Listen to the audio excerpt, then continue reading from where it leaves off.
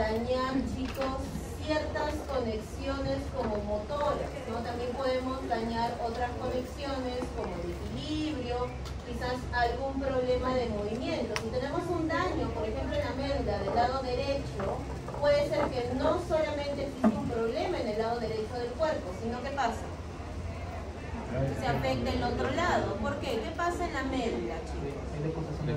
Hay varias decusaciones, ¿no? Sobre todo, chicos, porque la médula, ¿qué es? ¿Es un órgano de qué? ¿Qué hace la médula?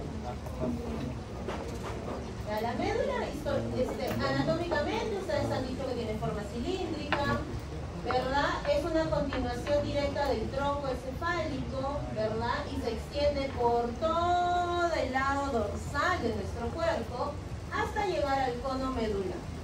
Por esa parte, ¿qué está sucediendo? Me dicen vías. ¿Pero de qué? O sea, la médula espinal es un órgano básicamente de conexión, ¿verdad? ¿De conexión con quién? Del encéfalo, ¿con quién? Con el resto del cuerpo, ¿verdad? Pero en la médula también van a poder encontrar ciertas somas neuronales que pueden contestar a estímulos. Y ese proceso, cuando la médula puede procesar información y generar una respuesta, ¿cómo lo conocen? Por ejemplo, ¿no? Cuando ustedes tocan algo caliente y simplemente retiran la mano, el arco reflejo, ¿verdad? Que es una respuesta involuntaria, inmediata a un estímulo que nos pueda generar daño. Pero si ustedes, chicos, cuando tocan algo caliente, retiran el brazo y gritan, ¿estará contestando solo la médula? No, ya llegó a procesarse a nivel del encéfalo, ¿no? Pero solamente si retiran la mano, no han generado ningún sonido, la médula por sí sola está contestando. Entonces, como ya habíamos dicho, la médula tiene una función tanto conductiva para los tractos de vía ascendente y vía descendente. Ella tiene 31 segmentos y está asociado con los nervios espinales. Y como todo órgano del sistema nervioso central, está rodeado por... ¿Qué es este conjunto, chicos? ¿Cómo se llama? La duramadre, las meninges, ¿no? Tiene una cubierta de las meninges. Bien. Entonces, ¿de dónde empieza, en este caso, la médula? Empieza desde el agujero magno del cráneo y se va a situar más o menos hasta la zona lumbar, ¿no? Porque de ahí, chicos, empieza a generarse como una proyección, que ustedes lo conocen como la cola de caballo, ¿no? Si bien es cierto, hay un último segmento de la médula que vamos a hablar, pero ya morfológicamente le dicen cola de caballo. Bien, normalmente la médula es cilíndrica, pero tiene ciertos agrandamientos, ensanchamientos. El primero es a nivel cervical y otro es a nivel lumbar. ¿Por qué? Muy bien, de los plexos. ¿Y esto está relacionado con qué? O sea, ¿por qué aparecen esos plexos? Justo ahí. Para que suene que no tiene Muy bien, porque está relacionado con las extremidades, ¿no es cierto? Entonces, como está relacionado con las extremidades, hay más inervación, aumenta de tamaño. Entonces, morfológicamente van a ver que es cilíndrica, pero tiene ciertos ensanchamientos. Aquí tienen la macroscopía de la médula, ¿no? Que seguro ya lo han visto en anatomía. Esto es a nivel cervical y esto es a nivel lumbar, lumbrosacra. Muy bien. Ya. Morfológicamente van a ver que tiene también unas pequeñas entraditas, ¿no es cierto? Que se le llaman fisura o surco. Por ejemplo, ustedes le llaman fisura media anterior a la zona dorsal o ventral. Ventral. Y en la zona dorsal, ¿qué encuentran? El medio posterior. En anatomía le suelen llamar fisura también, ¿ya? Pueden poner fisura o surco, ¿ya? Para histología, en la zona posterior, en la zona dorsal, es más que todo una pequeña entradita, por eso se le llama surco, ¿ya? No tengan ese problema a nivel de histología. Bien. Cuando hablamos de la sustancia gris de la médula espinal, ¿dónde estará ubicada la sustancia gris de la médula espinal? Al centro, ¿no? Muy bien, al interior, y tiene una forma particular conocida como una mariposa, como un H, rodeada prácticamente de sustancia blanca. Muy bien. Esta zona de acá, este cuerno o esta asa que está aquí es el asa posterior y esta viene a ser el asa anterior, ¿no es cierto? Muy bien. ¿Cómo la reconocen? Muy bien. El asa posterior suele estar más relacionada con la superficie, ¿ya? Ahí se va a ver que es más cerca a la superficie, pero el anterior es más alejado, ¿ya? Entonces eso ustedes tienen que reconocer, porque en los cortes van a tener que reconocer cuál es el asta posterior y el asta anterior. Ahora, ¿por qué es importante reconocer estas astas? Porque el asta posterior está relacionado con ¿qué vía? Muy bien, con la vía sensitiva. Aquí hay neuronas sensitivas que procesan información, luego lo mandan a estas interneuronas que pueden mandar la información hacia el encéfalo o hacia el asta anterior, donde encuentro neuronas, las motoras, la segunda motoneurona, donde sale la respuesta. Por lo tanto, el asta anterior está relacionada con la vía motora. Motor. Muy bien, con la vía motor. Entonces, chicos, cuando ustedes van a ver, ¿no es cierto?, la sustancia gris tiene forma de mariposa, tiene una asta anterior y una asta posterior, y además hay cierta región de la médula donde entre ellas dos pueden encontrar la conocida asta lateral. ¿De dónde a dónde está el asta lateral? De T1 a L2, principalmente algunos libros le hablan de L3. A nivel sacro hay ciertos autores que lo dicen, ¿ya? Pero nosotros nos interesa que aprendan esto de aquí. De T1 a L2. El asta lateral o cuerno lateral. Bien. Entonces, la información sensorial ingresa a la médula espinal a través de las raíces posteriores y llegan a las células sensoriales que están a nivel del asta posterior. La información motora sale de la médula a través de la segunda motoneurona que se encuentra en el asta anterior y llega a las raíces anteriores. Bien. Cada segmento de la médula, chicos, puede inervar zonas específicas de la piel, llamada dermatoma, que es un grupo de músculos específicos denominados miotomas. ¿Ya, chicos? Ahora, ¿dónde va a haber mayor cantidad de sustancia gris? Pueden ver a nivel de las imágenes.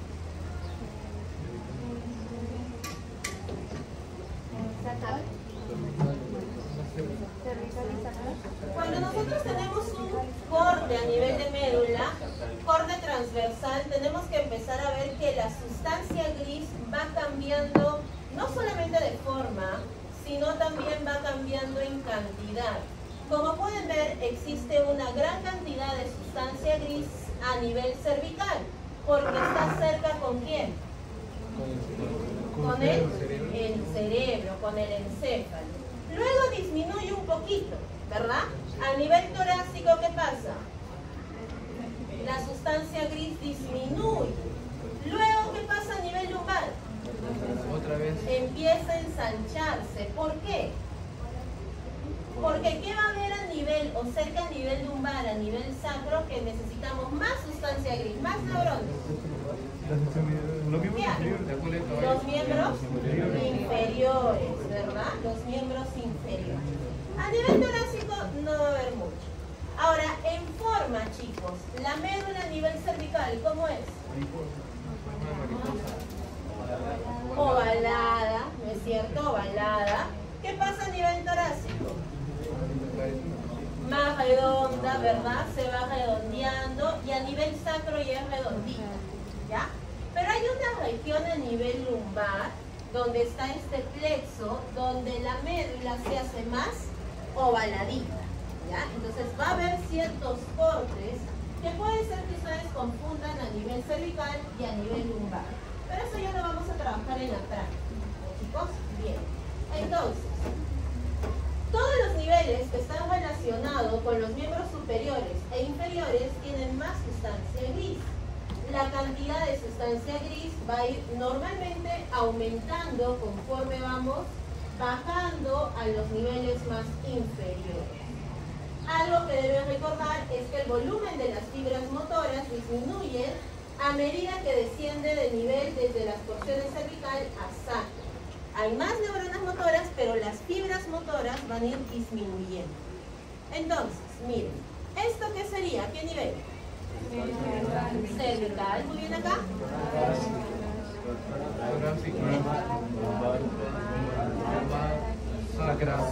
Muy bien. Si se dan cuenta, chicos, este lumbar es un poquito más redondo y este es un poquito más ovaladito. ¿Por qué ocurría eso? Por los miembros inferiores. Por los plexos, por los miembros inferiores. ¿Ya? A ver. A nivel cervical, ya hemos visto cómo es la forma ovalada. Muy bien. Hay proporcionalmente de sustancia gris, podemos decir un 50%. Ya, un 50% de sustancia gris. Ahora miren el asta anterior. Va a tener forma cuadrangular. ¿Ya? Normalmente eso es lo que nosotros decimos. Tiene forma cuadrangular. La torácica, ¿qué podrían decir en la forma del cuerpo? Más redonda, más redondeada, muy bien. ¿Aparece quién? ¿Quién es esta? El asta lateral, muy bien. Torácica tiene asta lateral. Miren las astas anteriores y posteriores, ¿cómo son? Delgadas.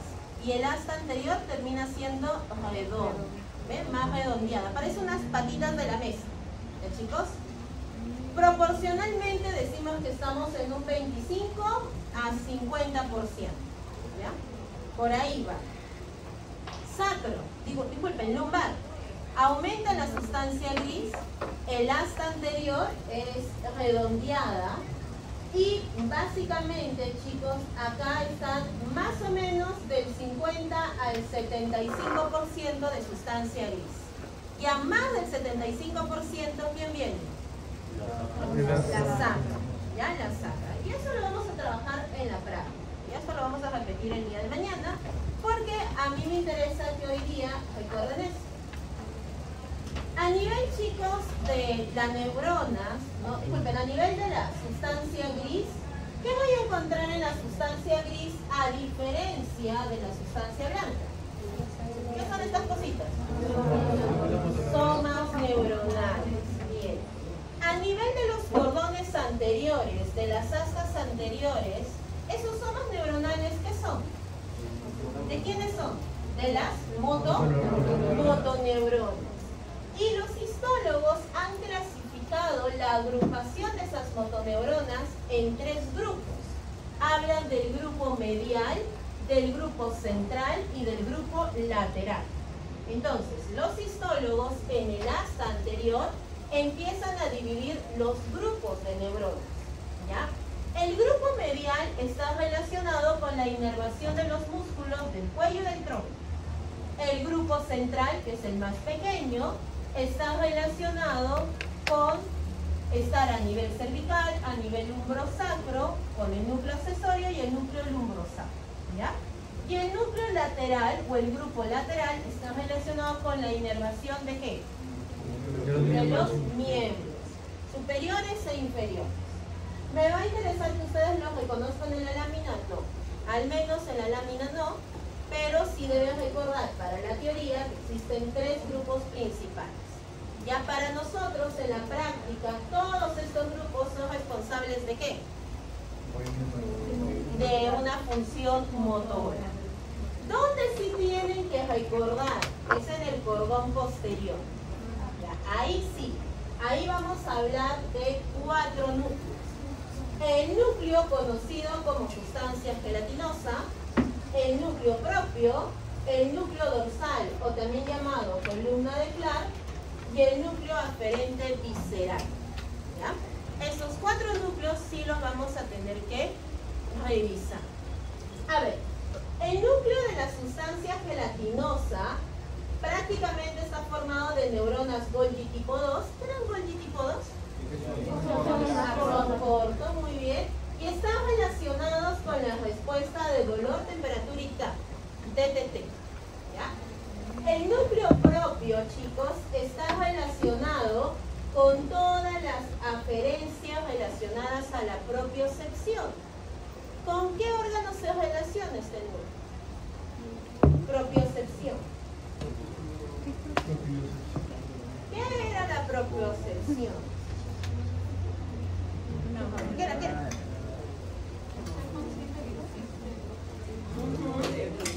Ser consciente que existes, que estás en un plano, no posición corporal. ¿Quién está relacionado con eso? ¿Qué órgano? Cerebelo. Entonces el núcleo propio está relacionado con el cerebelo. A ver, pregunta, chicos, pregunta. La sustancia gelatinosa está relacionado con dolor, temperatura y tacto. El núcleo propio con propiocepción. ¿Estarán en toda la médula o en una parte de la médula? ¿Qué opinan? A ver, dolor, ¿sienten en una parte nomás de su cuerpo o en todo su cuerpo? En todo su cuerpo. Entonces la sustancia gelatinosa está relacionado en toda la médula. El núcleo propio, propiocepción, ¿lo sienten en una parte de su cuerpo? No, en todo su cuerpo. Entonces está en toda la médula. Por lo tanto, chicos, estos 2 núcleos lo van a tener que identificar en todos los niveles de la médula. ¿Ya? El núcleo dorsal o columna de Clark está solamente desde la cervical 8 hasta L3 o L4 y está relacionado con las terminaciones propioceptivas de los usos neuromusculares y tendinosos, básicamente articulación. Y el núcleo aferente visceral está desde la dorsal 1 o T1, torácica 1, hasta L3. Chicos, si se llama aferente visceral, ¿con quién está relacionado? Con las vísceras, ¿verdad? Entonces, recepción de la información visceral aferente. ¿Ya? Bien. Miren, acá tienen un corte. A ver, ¿a qué nivel estará? Cervical. Muy bien. Este es el asta posterior. Miren aquí, ¿ven esta estructura que es más clarita? Esa es la sustancia gelatinosa. ¿Ya? ¿La ven ahí? Por debajito, ¿ven una zona más oscurita? Ese viene a ser el núcleo propio. ¿Los otros 2 núcleos lo encontraremos acá? No. Entonces, hasta ahí nomás queda. A nivel de los cordones posteriores, de los cordones anteriores, había grupo lateral, central, pero ¿lo vamos a diferenciar? No. Todo es motor, ya todo es motor. Bien.